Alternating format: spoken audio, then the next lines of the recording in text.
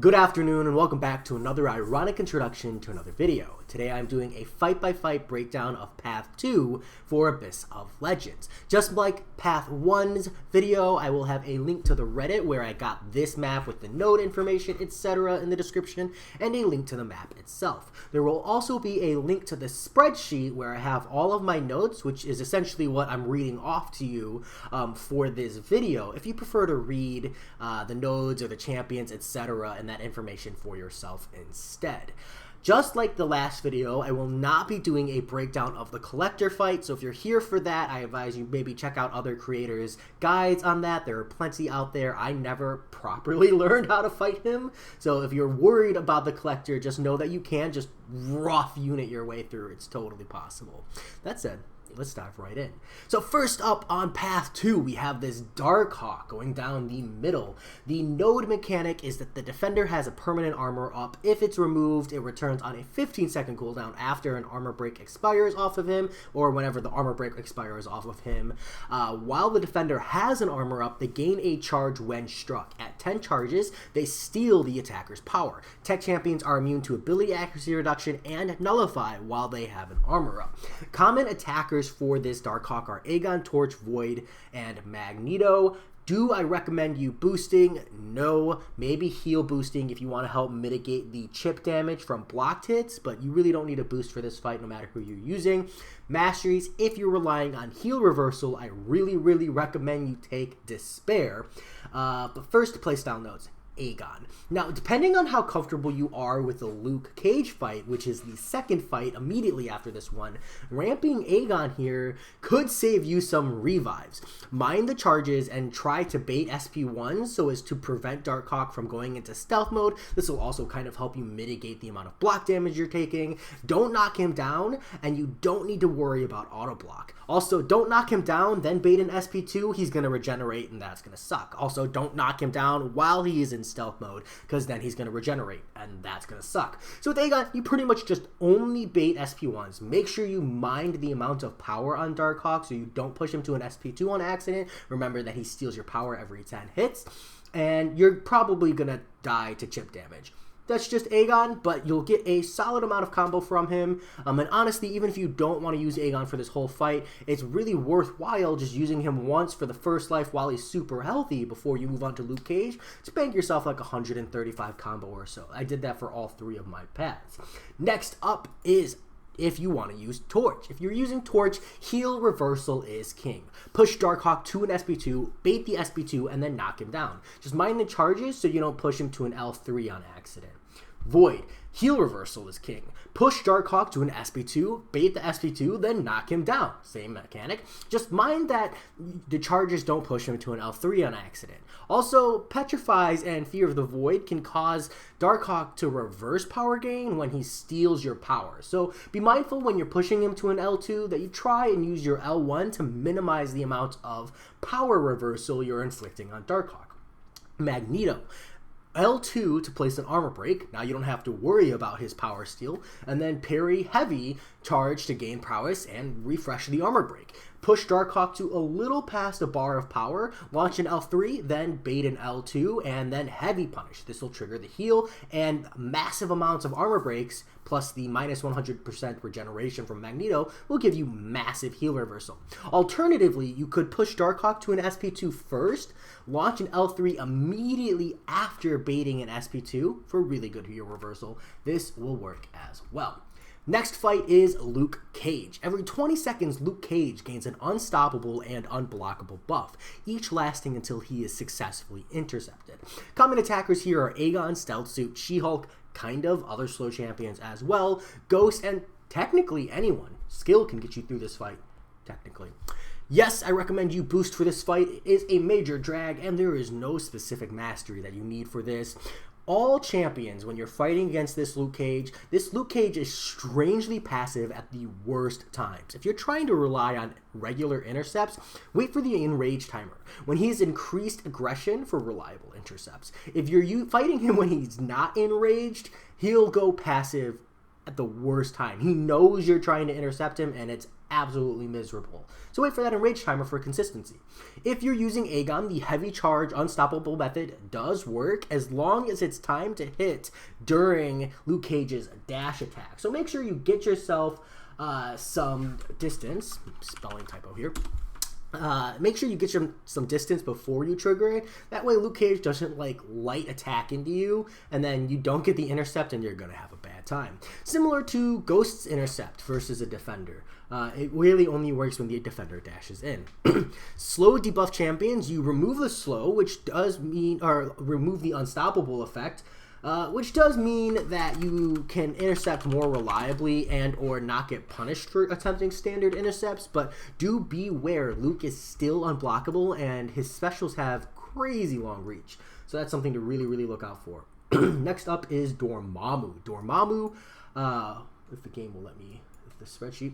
Dormammu, every 10 buffs that expire or nullify on the attacker plays a 15-second Fate Seal debuff on the attacker. If this is removed early, it deals 100% of the defender's attack as direct damage. Just don't use Aegon. Torch is one of the better options because of damage output, but honestly, anyone works here as long as you're not using Aegon. Yes, I recommend you boost for this fight. He's just a punching bag. I highly recommend you turn Dexterity off so you don't have to worry about Dormammu's fun and interactive damage. Turn it off, bait special ones, free fight. That's honestly it. Definitely one of the ones you'll like more. Next is Mephisto. He has the same Abyss node with the Fate Seals, so again, this means not Aegon. Torch and Void are like the two standard goes-to here because you do need an Incinerate immune. Only don't use boosts if you're using Torch. That's my general recommendation. You could pop health boosts if you want, but again, this Mephisto is a pretty easy one-shot with a Torch and pre-fight. If you have the pre-fight, all you can do is block the SP1s for Smolders, proximities, while Aura of Incineration is up, gives you Smolders as well. But if you're not using the pre-fight, that means you're placing Incinerates on Mephisto.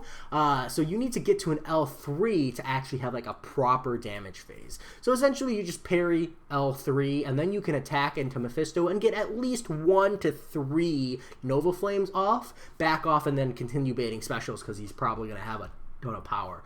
Otherwise, just generally speaking, beware the power gain because the Incinerates you place on Mephisto do give him a passive power gain. Something to watch out for. Void, slow and steady. That's it. You really just kind of DOT him down. Next up is Brie Larson, Captain Marvel movie. While the attacker has larger than 1.5 bars of power, the attacker takes energy damage over time. Every 15 seconds, both champions gain a 10-second, 1.5 bar of power flood. So here you want to use Doom or just honestly any Mystic with access to energy damage or just any Mystic champion. I do recommend you use at least health and champion boosts here because it is a lot of energy damage over time and this will help you get more out of your revive. I recommend for masteries that you run a champion without recoil because you're going to be launching your specials fairly frequently and it's gonna hurt. If you're using a Mystic with energy damage, your damage is coming from Captain Marvel movie gaining binary charges from Mystics. She gains a binary charge every time you hit her with an energy attack. So Mystics get a ton of just free direct damage. Like that's really where all of your damage is coming from for this fight. So if you're using that energy attack based Mystic, you really just want to focus on staying below 1.5 bars of power. So you're not degenning and dying over time. That's it. Really, really simple. But if you happen to be using a Mystic without energy-based damage attacks, hit into Captain Marvel movie's block. This will do a ton of direct damage because also every time you hit into her block, she builds up a binary charge. You're playing a Mystic, so you will get that Mystic direct damage. Works absolutely wonders. And then again, you also have to worry about, staying below 1.5 bars of power. It'll be a little bit harder if you're using a non-energy attack Mystic, but it still works very, very well. Next up is Ghost. Ghost has the defender has a permanent armor up. If removed, it returns on a 15-second cooldown after the armor break expires. While the defender has an armor up, they gain a charge when struck. At 10 charges, they steal the attacker's power. Tech champs are immune to ability accuracy reduction and nullify while they have an armor up. With this Ghost, you can use literally anyone. Yes, I recommend you boost because she is a punching bag. No specific mastery notes, and honestly, as long as you mind the 10 charges, make sure you don't push her to an L3. It's a totally free fight. Next up is Iron Man Infinity War. And while he has the same exact Abyss node, he is much harder. Common attackers here are Aegon, Void, and Torch, as well as Magneto being added to the roster. Yes, I recommend you boost. Don't really need any specific masteries. For Aegon, at this point in Abyss, you should be at least having true accuracy, if not also unblockable autos. So as long as you mind the charges, it's a pretty standard fight, at least down to the last 15% when it's just, wow, that's a lot of power gain on Iron Man Infinity War. But if you can manage that, get some hits in, you should be able to chip him down. If you're using Void, slow and steady will get you there. Ideally, you have a Petrify or Fear of the Void active for the last 15%. It's also very common for people to use like Aegon and then switch to Void at like 20% or so, because those Petrifies and the Fear of the Voids will really help you deal with the power gain. Otherwise, it'll be an issue.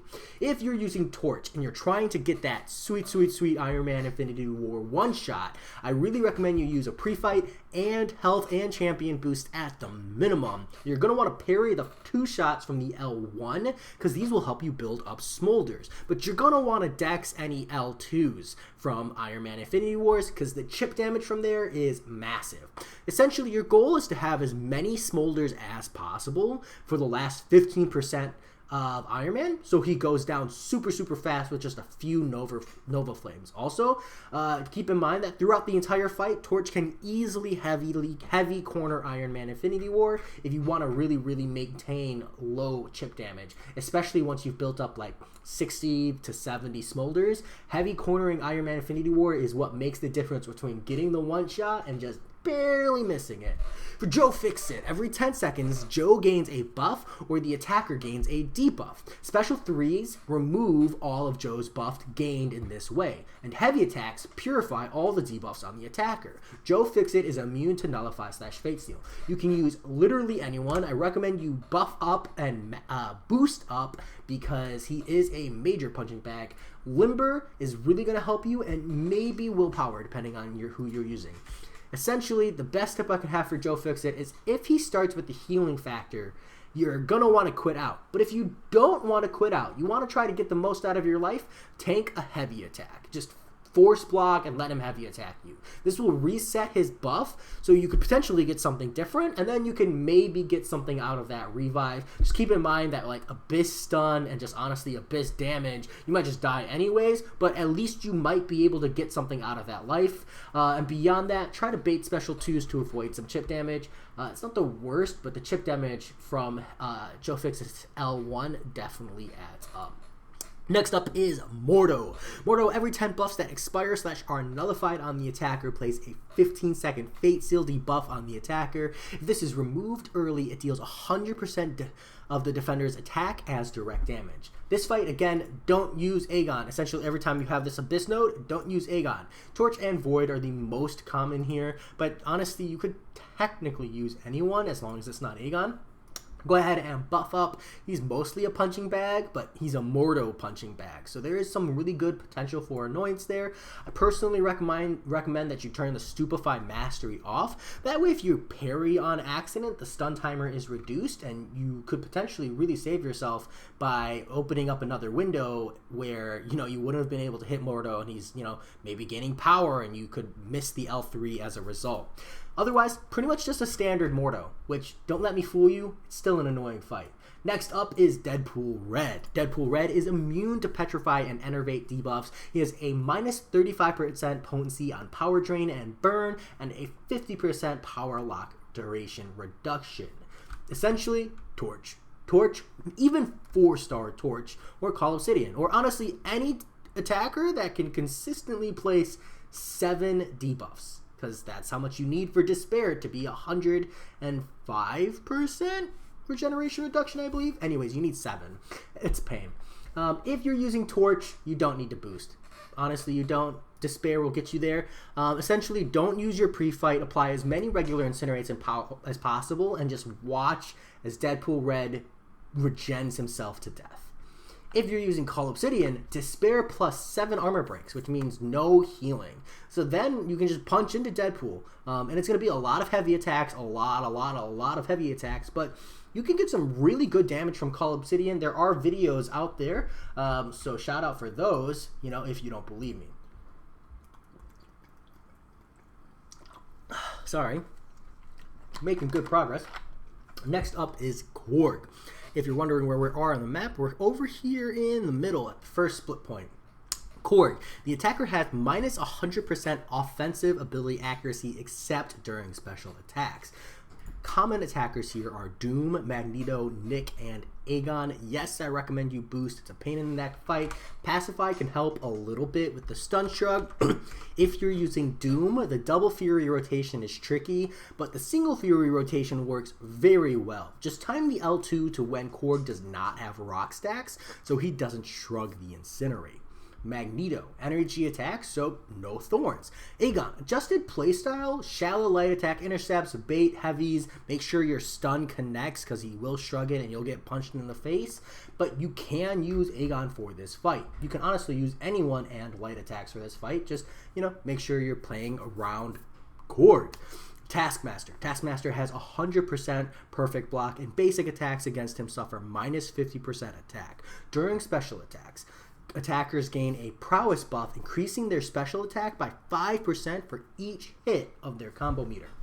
You can use anyone here. All of your damage is coming from your specials. Well, most of your damage is coming from your specials. Yes, I recommend you boost for that big damage. No, there's no major mastery changes you need to have here, but you do need to be mindful of Taskmaster in general. He will become debuff immune after receiving 10 debuffs. This includes stuns. So punish his SP1 and SP2 for alternative openings. Also, if you're using specials that inflict damage over time, try to do so after hitting Taskmaster multiple times for a bigger damage over time before he goes debuff immune. Something to think about. Next up is Modok. Modok has when the attacker/defender fills a bar of power, the attacker is inflicted with a 15-second power sting.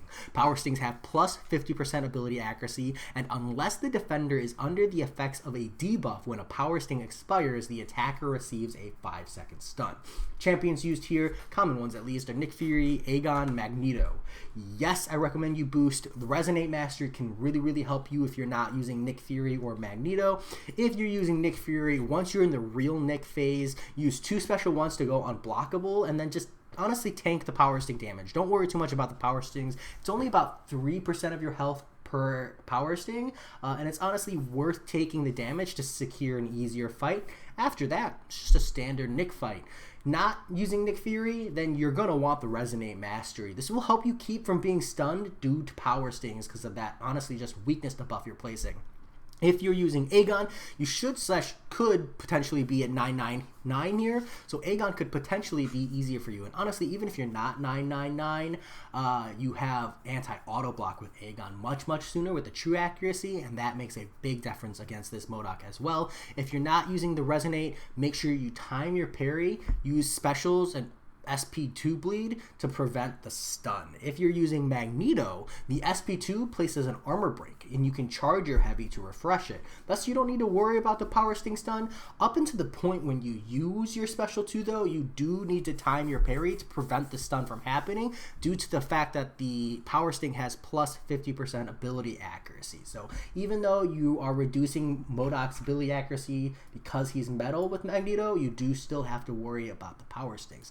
Next up is Howard the Duck. Howard the Duck begins the fight with 30 indestructible passive effects. Critical hits and heavy attacks remove 1 charge per hit.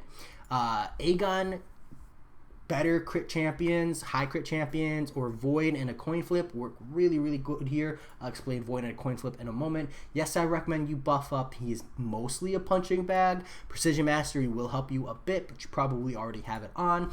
All champions, when you're facing this Howard the Duck, you parry heavy until the charges are removed. Parry, heavy, charges removed, and when Howard the Duck is at 60 and 30%, you're gonna want to parry him or fear the regen. It's a massive heal.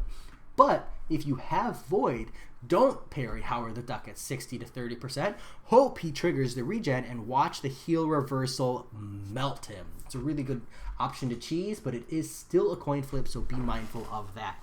For Hyperion, every 30 seconds he gains a 15-second unstoppable buff. Nullifying a buff on the defender resets the timer. You're going to want to use Mystic, Nullify / Power Control champions here. Talk about Doom, Sim, Morningstar. Yes, I recommend you buff. Boost, Mystic Dispersion will help. This is pretty much a standard Hyperion. You should be nullifying his buffs, so the node is relatively not applicable. Generally speaking, I liked Doom more than I liked Sim Supreme because he is much easier to use since he manages the power, but honestly, both are very good here. Next is the Champion fight. Every 30 seconds, he gains a 15-second unstoppable buff. Sound familiar? Nullifying a buff on the defender resets the timer. You want to use Mystic Nullifies here. Yes, you want to boost up because it's mostly a punching bag. Mystic Dispersion will give you some free power, but not as much. For this fight, you should be nullifying buffs, so the node is generally or relatively not applicable. And for this one, generally speaking, I like Sim Supreme more than I like Doom, but they're honestly both very, very good for this fight. Excuse me. Next up is Green Goblin. Green Goblin has a shield charge, which lasts indefinitely and provides max possible physical resistance, energy resistance, and armor rating. This is removed while Green Goblin has an armor break. Hitting Green Goblin with a crit reduces the opponent's attack rating for that attack. Nick, Aegon, Magneto, Void, Archangel work here. Yes, you should boost. No, there's no major mastery changes. Nick by far is the best option. Your bleed damage is from your bleeds. Honestly, like all your damage with Nick is from your bleeds. And then I have Magneto here. I think he might surpass Nick, but he's too new to the game for me to say for sure. But essentially SP3 bleeds. You can SP2 maintain the armor break permanently so that you don't have to worry as much, but even then a lot of your damage is coming from the bleeds because that's just like Magneto's core kit for damage anyways. For Aegon, SP2 bleeds is your main damage source, but do get ready for pain because it's going to be a lot of SP2ing and not a lot of return rate. For Archangel, it's going to be a lot of block damage, but it is possible to use him here. That's what people have said in the forums at least. And Void, I've watched a video. It's slow, it's painful, but he will get you there if you absolutely don't have one of the other options. Next up is Mr. Sinister. Critical hits increase the defender's power rate. The defender gets scaling theories on special attacks. People use Torch and Void here, mostly because you have to worry about Mr. Sinister's healing on crits. Yes, I recommend you boost. You should be running Despair. For Torch, you're going to want to bait special runs. The Reflected Incinerates will give you Smolders, and then Heal Reverse will boost your damage. Nova Flames, when you have high Smolders, will give you good damage windows as well. So you can drop those L3 for some really good non-reflectable passive damage over time effects. Void, Heal Reversal allows you to play this fight as standard Void and get extra damage for it on crits. It's nice. Honestly, both are really good options. Next up is Punisher 2099. Punisher 2099, the attacker suffers 65% reduced attack as long as they have one or fewer unique buffs. So not buffs, but unique buffs. Aegon, multi-buff champions, Magneto, I think in theory, yes, you should boost. This fight is a pain. No, there's no specific masteries. Just do note that the chip damage from this fight is going to hurt. Punisher 2099 has crazy chip damage on his specials. For Aegon, the true accuracy plus the Furies from the on-hit buffs you receive means you can ignore the reduced attack value. It's pretty much just a regular fight as long as you're comfortable throwing in a lot of revives.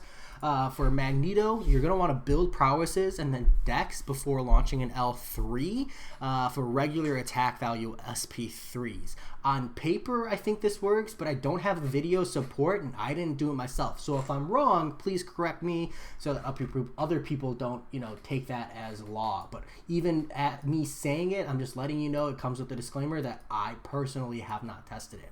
Next up is Loki. Standing near Loki constantly drains the opponent's power. If the attacker stays at 0% power for 4 seconds, they take 35% of their max HP as direct damage. You can use anyone for this fight. Yes, you should boost. He's a punching bag. No, there's no specific masteries. Honestly, any champ works. Just stay above 0% power. Next is Aegon. The attacker has minus 100% offensive ability accuracy except during special attacks. Anyone can do this fight. Yes, you should boost. He's a punching bag. Mystic Dispersion will help if you're using a Mystic champion specifically. All champions, you should beware the block damage. You're constantly giving Aegon Furies, so if you take a blocked hit, it's going to hurt. Additionally, keep in mind that both his SP1 and SP2 can very easily be punished, so you can use that for an alternative combo opening. Mystics, if you're using a Mystic, punch Aegon in the face, then stall as the Furies fall off. You'll get big power gains from Mystic Dispersion. Just be careful, sometimes comboing into a special will cause the 100% offensive ability accuracy reduction to affect your specials. It's really only relevant if you're using like Sim Supreme or Doom. It's just easier to just back off and then press L3. It's just an extra dodge action, and it'll save you frustration for what I'm pretty sure is a bug. Next up is Invisible Woman. Hold on, I need to like put extra lines in here or something, because it won't let me scroll right. Okay. Next up is Invisible Woman. When the attacker/defender fills a bar of power, the attacker is inflicted with a 15-second power sting. Power stings have plus 50% ability accuracy, and unless the defender is under the effects of a debuff when a power sting expires, the attacker receives a 5-second stun. Nick Fury, Aegon, Selfsuit, Obsidian, these are your common attackers. Next, you should boost Resonate Mastery. Oof, embarrassing. I can spell. Resonate Mastery will really help if you're not using Nick Fury, but this is a standard Invisible Woman fight. This is a standard Invisible Woman fight. Just be careful, because you really need to break the shield to do damage, and a 10% of her max HP Invisible Woman shield here is massive, so it is a big shield before you properly are getting real damage in. For Nick Fury, once you're in the real Nick phase, use 2 special ones to go unblockable. Just tank the power sting damage. It's only like 3% per power sting. It's not that bad. It's honestly worth taking the damage to secure an easier fight. After that, standard Nick Fury play. If you're not using Nick Fury, Resonate Mastery will really help, so you don't get stunned as a result of the power stings. If you next fight is Cull Obsidian. Cull Obsidian has a node where persistent charges are set to max at the start of the fight. He also has plus 500% buff duration and buff potency for his personal buffs, and he loses 1% of his max HP whenever a buff is nullified. You're going to want to use Mystic Nullify champions like Doom, Sim Supreme, Morningstar. You don't need to boost up for this fight because you're getting a lot of your damage from nullification. Mystic Dispersion is nice depending on who you're using, but it's honestly optional. Not all of the champions need it. All champions, essentially what you do is you let Cull Obsidian launch his SP1. This will give him 10 combo shield buffs, and then you nullify those. If you're using Sim, you SP3 to nullify all 10 buffs, then you let Cull launch an L1 and you repeat. If you're using Doom, it's just L1 spam. I don't know why that's not here. And if you're using Morningstar, it's SP2 all day. And then finally, the Collector, which I'm not covering in this fight. This spreadsheet, I do apologize. Hopefully this helps some of you all out. Sorry for the hiccups at the end. It's a long record. But as always, I hope you enjoyed, and I'll talk to you all later. Peace.